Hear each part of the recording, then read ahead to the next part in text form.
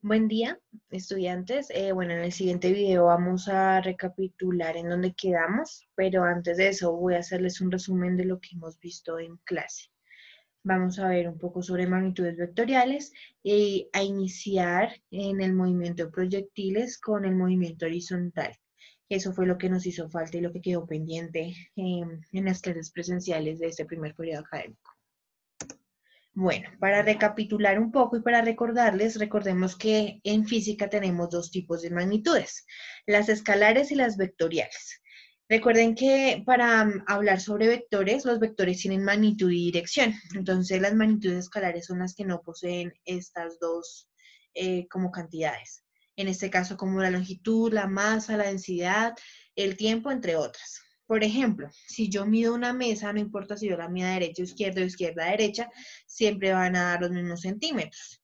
En cambio, en las magnitudes vectoriales sí importa la dirección. Si es hacia arriba, si es hacia abajo, si es hacia un lado o hacia el otro. Como la velocidad, la aceleración, la fuerza, la presión y trabajo, entre otras. También recordamos cuáles son las partes de un vector. Aquí tenemos una gráfica en donde en color rojo está el vector. Aquí tenemos la norma, nosotros la llamamos magnitud en clase. Tenemos la dirección, que es el ángulo que nosotros medimos con el transportador. Tenemos un punto de origen, un punto final, que en clase lo llamamos cola y cabeza del vector. Entonces es como un pequeño resumen de lo que ya hemos visto. Bueno, ¿cómo se mide el ángulo del vector? Recordemos que el origen del transportador se mide en el punto de origen del vector o en la cola de ese vector. Y miramos hacia dónde va dirigido ese vector, que en este caso, por ejemplo, si es el vector que va de B hasta C, miramos que son como 45 grados. Se miden en contra de las manecillas del reloj, que es de 10 en 10, que sería aquí 40, como está en la mitad del 50 y el 40, serían 45 grados. Vamos a recordar un poco cómo se suma gráficamente los vectores. Tenemos dos métodos, el método del paralelogramo y el método cabeza-cola. Para realizar la suma gráfica de vectores por el método del paralelogramo, recordemos que si yo quiero dibujar la suma entre A más B, lo que debo hacer es dibujo, en este caso, un punto de origen A, ¿sí? En el mismo punto de origen nace B, o bueno, dependiendo el tipo de método que se utilice, y en donde se une el paralelogramo, aquí tenemos como tal, miren, esta línea que está punteada es como la copia del vector B, ¿sí? Debe ser hacia la misma dirección, con los mismos ángulos. En este caso es fácilmente verlo porque estamos viendo un ángulo cero. Aquí también tenemos un ángulo cero. Aquí el ángulo que debemos medir correctamente es el ángulo de A para poderlo dibujar acá. Aquí dibujamos sus paralelas, ¿sí ven? El paralelo de A sería este, el paralelo de B sería este, y la suma es donde terminaría la mitad del paralelogramo, que sería toda esta diagonal. Si vamos a hacer por el método cabeza-cola, que es el más común y el que yo más utilizo en clases, recordemos que dibujo el primer vector, que en ese caso se llamó D1, de la cabeza de D1, dibujamos el otro vector, que sería D2, y terminamos como tal la trayectoria uniendo estos dos puntos, el punto de origen inicial y el punto final, que en este caso lo llamamos B, y toda esa trayectoria, toda esta recta, sería el vector suma de 1 más de 2. Vamos a hacer, por ejemplo, este ejemplo. Valga la redundancia. Tenemos que un perro que persigue un automóvil recorre 20 metros al norte y 30 metros al oeste. ¿Cuál es la posición final del perro con respecto al punto donde comenzó? Entonces tenemos dos vectores. El vector que va hacia el norte y el otro vector que va al oeste. Entonces vamos como tal a dibujar esos dos vectores gráficamente. Entonces tenemos aquí el transportador, vemos que los 20 metros al norte son los mismos 20 metros a 90 grados, porque el norte va exactamente hacia arriba, dibujando como tal los 20 metros, que en dibujo a escala podemos decir que cada metro es un centímetro, es decir que al dibujarlo son 2 centímetros. De igual manera hacemos lo mismo con el segundo vector. A este vector lo llamé A, al primero, al 20 metros al norte lo llamé A. Es decir, que puedo llamar B al de 30 metros al oeste. Entonces tengo que 30 metros al oeste y el oeste son 180 grados. Aquí tenemos también la orientación para que pues verifiquemos hacia dónde queda el norte y el oeste. Acá vemos que el oeste queda hacia 180 grados. Y vemos que debe medir, ¿cuánto? 3 centímetros. Si cada 10 metros es 1 centímetro. Aquí vemos los 3 centímetros ya dibujados. Y ahora aplicamos el método de cabeza-cola para hacer la suma gráfica de estos vectores. Entonces dibujamos el vector A con sus 2 centímetros. De la cabeza de A dibujamos a B con 3 centímetros. Y para hacer el método cabeza-cola simplemente es unir este resultado, o sea, la última cabeza con el origen inicial. Entonces tenemos que el vector C es el vector que nos va a representar la suma entre B más A, o A más B. En este caso ya podemos medir con la regla cuántos centímetros nos dio. En este caso fueron 3,6, más o menos, 7, 3,7 centímetros, otro 0,6 centímetros. Vemos el ángulo como tal de nuestro vector. ¿Cómo vamos a medir el vector resultante? Lo que hacemos es ubicar el transportador, el origen del transportador, en la segunda cabeza o en la cola del vector resultante, que en este caso sería este punto, y medimos el ángulo completo. En este caso serían como 325, 326, más o menos como por acá. Ya ahorita exactamente les voy a decir cuánto midió.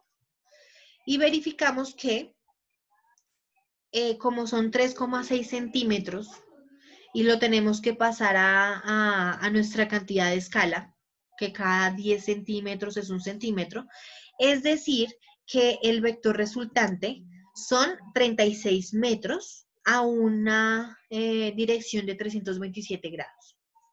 Ya tenemos como tal nuestro resultado visto gráficamente. Ahora, ¿cómo sumamos analíticamente los vectores o matemáticamente los vectores? Aquí tenemos el dibujo de un avión, el cual vamos a verificar su velocidad. Para poder sumar la velocidad en diferentes puntos del recorrido, digamos, de este avión, lo que vamos a observar, lo que necesitamos es las componentes del vector. En este caso, debemos mirar cuánto miden cada uno de los ejes. Aquí tenemos en línea punteada hacia el eje X, hacia el eje Y, y llamamos esos dos nuevos vectores, que serían como la traslación del vector original, como Bx y By. ¿Cómo vamos a calcular las componentes? Con dos funciones trigonométricas. Para calcular la componente en el eje X, multiplicamos por el coseno del ángulo, y para hallar la componente en Y, lo multiplicamos por el seno del ángulo. Eso sí ya lo hemos visto, lo hemos practicado en la calculadora y lo hemos verificado tanto matemático y gráficamente en clase. ¿Cómo hacemos la suma? Sumamos como si fuera algebraicamente. Términos semejantes. Las X con las X y las Y con las Y. ¿Cómo hago para sacar el vector resultante? Que anteriormente lo hacíamos a regla y con transportador. En este caso, lo vamos a hacer con la magnitud de un vector. Para hallar la magnitud de un vector, generalmente en libros o en páginas vamos a ver que utilizan doble barra para decir que es lo que mide el vector resultante. En este caso es el resultado de lo que nos dio la suma de x al cuadrado más lo que nos dio la suma de y al cuadrado. Y a eso le sacamos la raíz cuadrada. Recuerden que es la hipotenusa.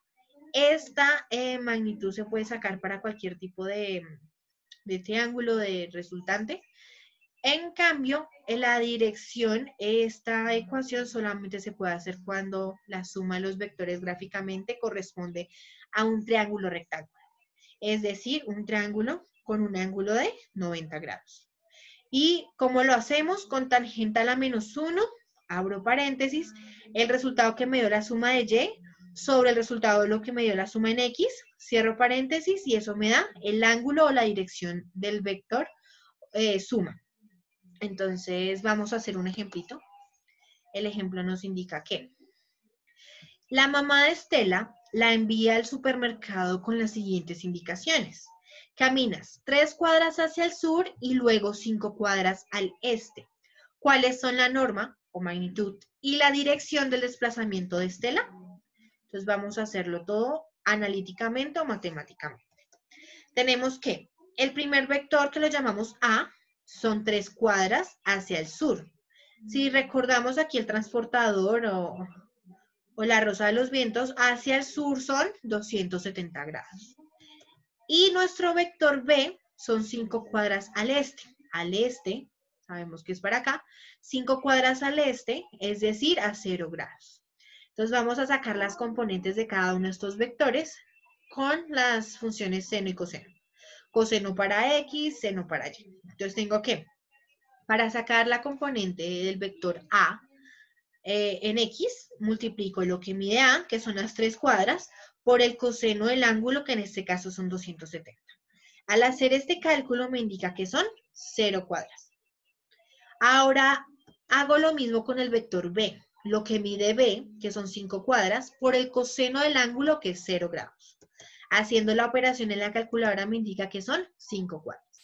Hago lo mismo con las componentes en Y, que en vez de coseno es seno, y y me da lo siguiente. Entonces tengo que la componente de Y del vector A es lo que mide A, 3 cuadras, por el seno de 270, y eso me indica menos 3 cuadras.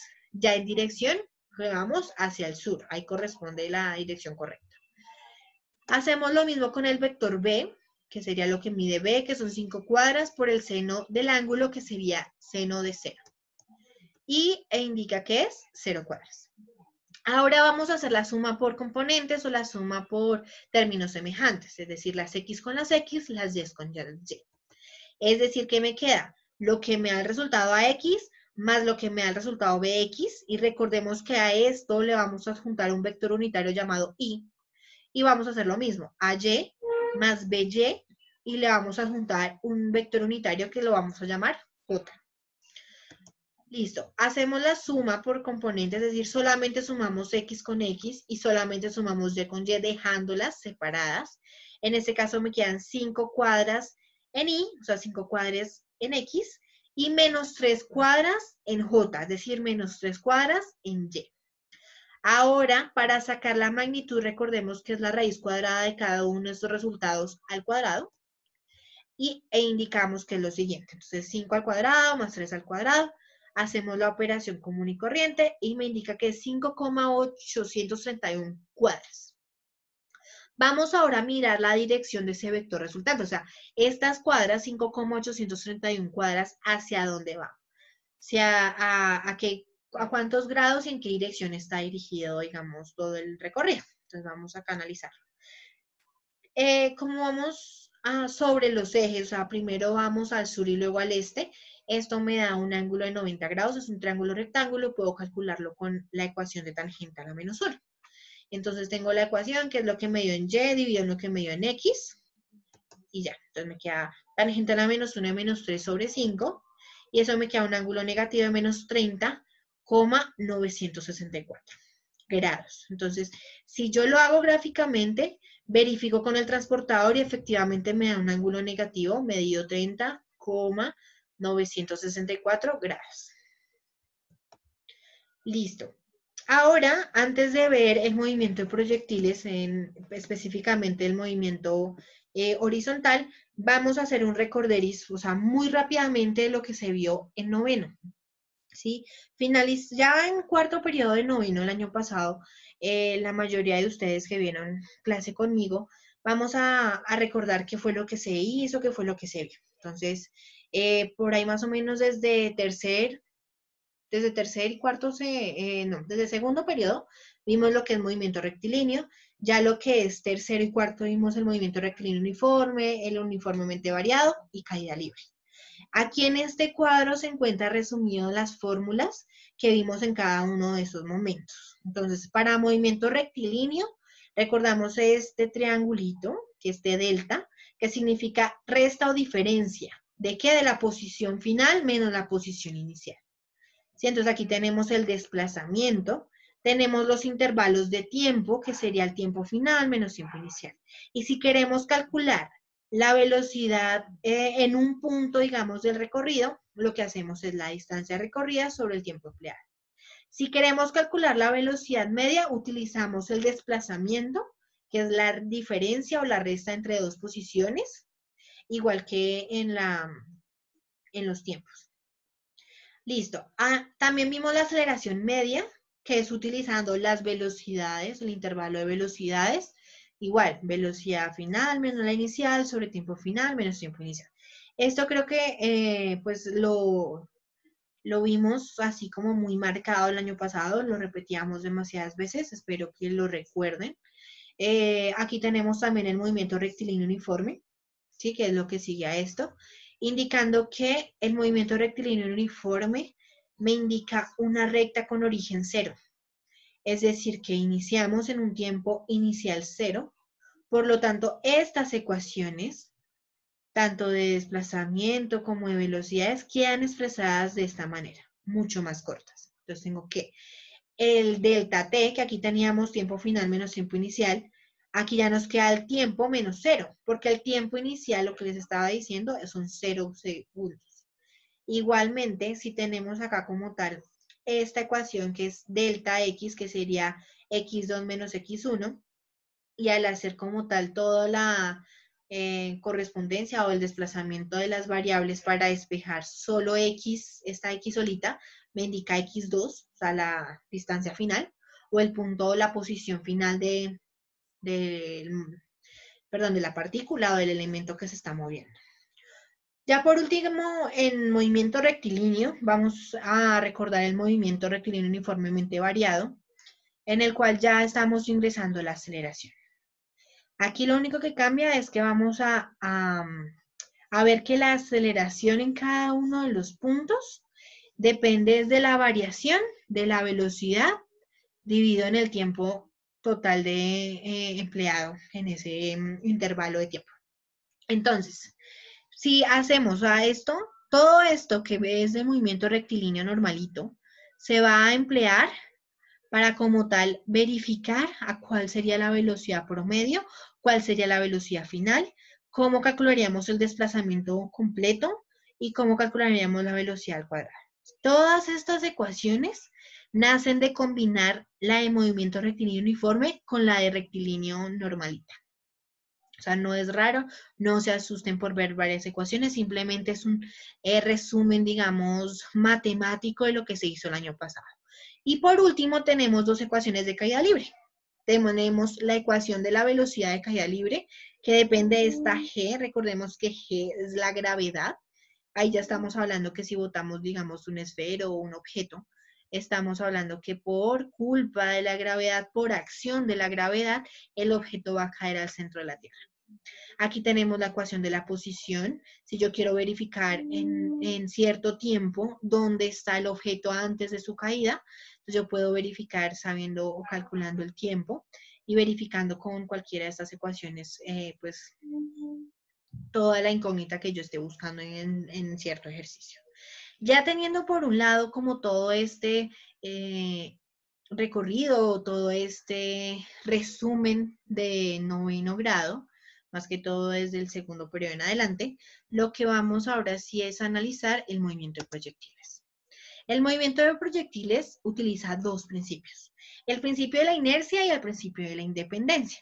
El principio de la inercia me indica que si un cuerpo que se mueve por una superficie plana permanecerá en movimiento en la misma dirección con velocidad constante si nada lo perturba. Entonces imaginémonos una superficie lisa. Una superficie, ojalá, por ejemplo, de hielo, donde la fuerza de rozamiento sea mínima, casi cero.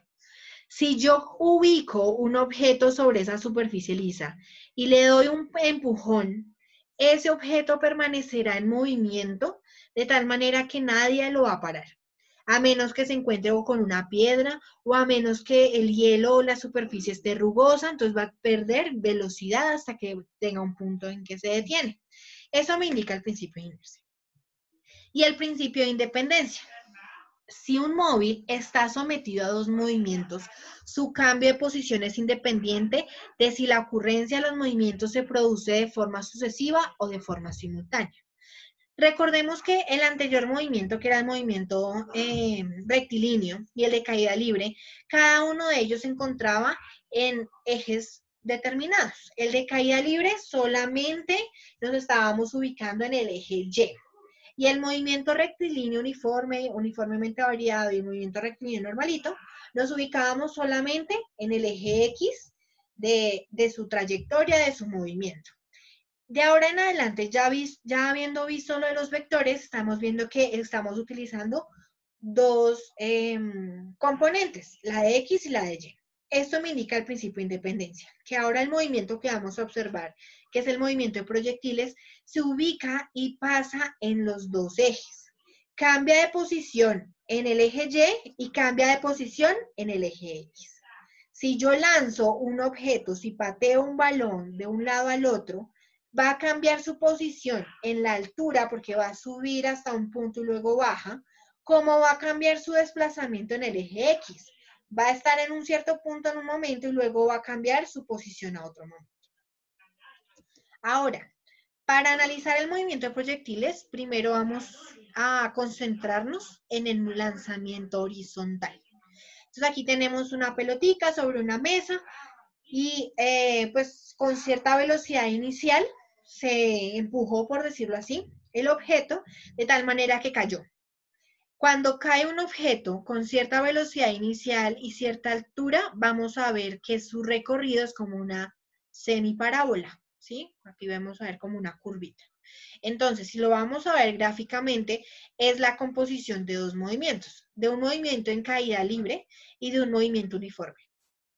Entonces, para eso, podemos ver las componentes en esta gráfica o en esta descomposición de movimientos. Entonces vemos acá, podemos decir que aquí se tomaba como punto de referencia, el balón cayó.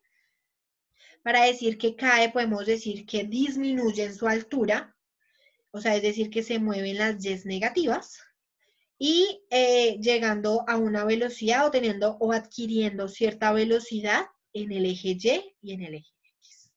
Como es un movimiento horizontal, la velocidad inicial con el que se sitúa o que se lanza el objeto, esa velocidad en el eje Y va a ser constante en todo el movimiento hasta que cae y se detiene y su velocidad es cero. Entonces, hasta antes de detenerse, si yo quiero calcular su velocidad en X, en este punto, por ejemplo, miremos acá, voy a mirar si conozco la velocidad inicial del objeto, voy a decir que esa misma velocidad tiene el objeto acá, en el eje X. Ya en el eje Y va cambiando, porque vamos viendo las diferentes magnitudes que van cambiando y lo que vamos viendo es que ya la gravedad empieza a jugar un punto esencial en este movimiento. Aquí vemos las ecuaciones ya resumidas en los dos ejes. En el X solamente vamos a tener la velocidad inicial del movimiento y la posición en X, si yo quiero calcularla en este lado, en esta parte, en esta otra, bueno, voy a utilizar que es la velocidad inicial por el tiempo, porque estas posiciones de la pelotica inicialmente, esto que se ve como 1, 2, 3, 4, 5 y 6, son posiciones distintas a medida que va transcurriendo el tiempo. No son 6 pelotas, es la misma pelotica en diferentes posiciones mediante vaya variando el tiempo. Aquí tenemos lo que varía en Y, o cómo vamos a calcular el movimiento en los dos ejes. Para calcular la velocidad en Y, simplemente multiplico menos la gravedad por el tiempo. ¿Por qué menos la gravedad? Porque el objeto va cayendo. De igual manera, el tiempo me va indicando en qué altura o a qué altura está el objeto a medida que cae. Si yo tengo como tal la posición de la pelota, yo puedo verificar el tiempo de caída. ¿Cómo? Mirándolo desde acá. Puedo calcular el tiempo mediante esta fórmula o mediante esta fórmula haciendo las debidas despejes. Y puedo también, o sea, hay dos formas de expresar la posición en el eje Y de esa partícula. O utilizando la gravedad por el tiempo al cuadrado, o utilizando la posición en X y la velocidad inicial. Es exactamente lo mismo, dependiendo de lo que yo conozca. Vamos a ver un ejemplo. En este caso tenemos que desde la superficie de una mesa de 1,2 metros de alto Se lanza horizontalmente una pelota con velocidad inicial de 5 metros sobre segundos. Determine A, la posición de la pelota 0,2 segundos después del lanzamiento. Entonces, lo primero que antes de hacer cualquier operación, antes de escoger cualquier fórmula, lo que vamos a hacer es sacar los datos del ejercicio. Entonces, en esta tablita tenemos que me indican la velocidad inicial del ejercicio, que son 5 metros sobre segundos. Tenemos el tiempo, que son 0,2 segundos, y tenemos la gravedad, que es 9,8 metros sobre segundos al cuadrado, pues imaginándonos que el movimiento transcurre aquí en la Tierra. Entonces, nos están pidiendo la posición de la pelota, es decir, en dónde se encuentra tanto en X como en Y después de haber transcurrido 0,2 segundos. Utilizamos esta fórmula para calcular la posición en el eje X, simplemente es la velocidad inicial por el tiempo, y para calcular la posición en el eje Y de esa pelotica, utilizamos la ecuación de menos un medio por la gravedad por el tiempo al cuadrado. Entonces, simplemente reemplazamos la velocidad inicial, el tiempo, hacemos la multiplicación, me da. ¿Qué unidades va a tener el resultado? Verificamos aquí. La velocidad son metros sobre segundos. El tiempo son segundos. Puedo cancelar los segundos y el resultado me queda en metros. Ya puedo decir que la distancia en X o la posición de esa pelota en el eje X es 1 metro. Ahora vamos a hacer lo mismo para hallar la posición en el eje Y. Pues despejamos o reemplazamos el valor de la gravedad, que es 9,8. De igual manera, el valor del tiempo, que en este caso nos lo da el ejercicio, que son 0,2 segundos. Recordemos que está elevado al cuadrado. En la calculadora podemos escribir todo el tiempo, pues organizando con signos de agrupación necesarios. Tengo ya el resultado, me indica que Y es menos 0,196. Al cancelar las unidades, digamos, de la operación, me indica que eso también me dan metros, que son pues las medidas pues correctas de la magnitud de longitud. Ahora miramos que si yo analizo en este dibujo, en esta gráfica, al transcurrir cierto tiempo, la pelota se está moviendo en las Y negativas, o sea que Y efectivamente tiene que ser un valor negativo y que X es positivo porque va avanzando en el eje X y va disminuyendo o moviéndose en las X negativas porque nuestro punto de referencia es la mesa, la orilla de la mesa. Espero que haya quedado claro cómo se utiliza la posición o cómo sale la posición. Obligatoriamente, si nos hablan de posición, debo calcularlo en X y en Y, en los dos ejes. Ahora, vamos a calcular la posición de la pelota al chocar con el piso. Es decir, que nos están preguntando acá. O sea, ¿a qué distancia de la mesa? ¿A qué distancia de la mesa como tal? Pues chocó la pelota contra el suelo. Porque ya no vamos a utilizar a qué diferencia, digamos, de altura chocó la pelota, porque nosotros ya conocemos la altura de la mesa, que es 1,2. Es decir, que Y sería menos 1,2 porque estamos en las Y negativas. La incógnita aquí es cuánto vale X. Tenemos aquí la velocidad inicial igual, 5 metros sobre segundos. Tenemos que Y es igual a un menos 1,2 metros y la gravedad 9,8 metros sobre segundos al cuadrado. ¿Por qué vamos a utilizar esta ecuación? Porque debemos saber el tiempo para poder calcular la posición en cualquier lado de la trayectoria. Entonces debemos primero calcular el tiempo con esta ecuación, ya que tenemos la altura, tenemos la gravedad. Sí, ahí tenemos una incógnita que sería la T. Entonces, reemplazamos los datos en esta primera ecuación y vamos a hacer el despeje correcto para calcular el tiempo en donde la pelota tocó el suelo. Entonces, vemos acá que el menos un medio por el 9,8 está multiplicando al tiempo. Como la idea es despejar el tiempo, lo que está multiplicando pasa a dividir. Ahora, organizando un poco esto para que no me queden fraccionarios en la parte del denominador, hago la ley de la oreja. Extremos y medios. Como el 2 es el denominador acá de un medio, este 2 automáticamente pasa a multiplicar a la parte de arriba. Y me queda 2 por 1,2 sobre 9,8. ¿Por qué ya no pongo los menos? Porque menos por menos más. Hago ley de los signos. Ya haciendo la operación en la calculadora, me indica, pues puedo cancelar aquí los metros, me quedan segundos al cuadrado, pero el tiempo está al cuadrado. Y necesito el tiempo sin ese cuadrado. Para despejar una elevación al cuadrado o esta potencia al cuadrado, lo que puedo hacer es sacando raíz cuadrada. Si saco raíz cuadrada de este resultado anterior, inmediatamente me da el tiempo, que es lo que yo necesito. Al hacer esa raíz cuadrada me queda que el tiempo es 0,495 segundos. Ya calculando el tiempo puedo hallar la posición X, o sea, la distancia de la mesa a donde cayó la pelota. Entonces tengo la velocidad inicial, que son 5 metros sobre segundos. Tengo el tiempo que lo acabé de calcular. Multiplico esas dos cantidades y me indica que me da 2,475 metros. Es decir, que esa es la distancia de la mesa a donde cayó esa pelota. Ahora, el C me indica que, ¿cuál es la velocidad de la pelota inmediatamente antes de chocar con el piso? Para calcular esta parte, tengo que utilizar el tiempo calculado anteriormente. Tengo la velocidad en Y, que es menos la gravedad por el tiempo. Hago la operación, aquí está la gravedad, aquí está el tiempo y me queda menos 4,851. Recordemos que la velocidad en Y en cualquier punto de la trayectoria es la misma velocidad inicial. Entonces, para calcular la velocidad total es la magnitud o la norma del vector velocidad, que eso lo vimos en la parte de vectores. Entonces, es la raíz cuadrada de la velocidad en x al cuadrado más la velocidad en y al cuadrado.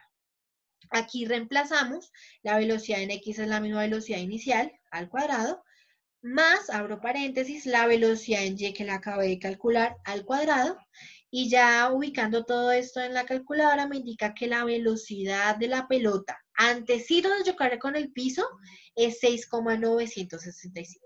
¿Por qué antes de tocar el suelo? Porque ya cuando la pelota toca el suelo, si la pelota es muy pesada o el material es inelástico, la pelota va a quedar quieta. Y si la pelota queda quieta, la velocidad final sería 0, porque se detiene el movimiento.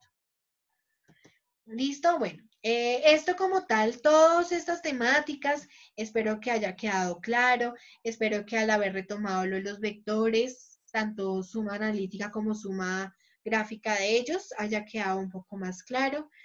Espero que pues el movimiento horizontal, lanzamiento horizontal haya quedado pues con pocas dudas o preguntas. Sé que es un tema nuevo, sé que no lo habíamos retomado en clase, no alcanzamos a hacerlo presencialmente, pero espero que este video haya sido de gran ayuda. De igual manera, les recomiendo pues hacer comentarios, si necesitan una explicación extra, si les quedaron dudas o preguntas ahorita en el lanzamiento horizontal, estaré pues a su disposición por medio de esta plataforma, por la del colegio, por WhatsApp, por mi correo. Ustedes ya tienen mis datos, nomás es que se comuniquen conmigo. Recuerden que la otra semana hacemos la evaluación de física y va a ser evaluados los temas que expuse en este video. Espero que estén muy bien, espero que sigan las recomendaciones del gobierno, espero que estén en aislamiento preventivo, que cumplan con todas las medidas de seguridad, es por el bien de ustedes, por el bien de todos, y pues la solución está es en cuidarnos mutuamente. Entonces, un abracito para todos y espero que estén muy bien.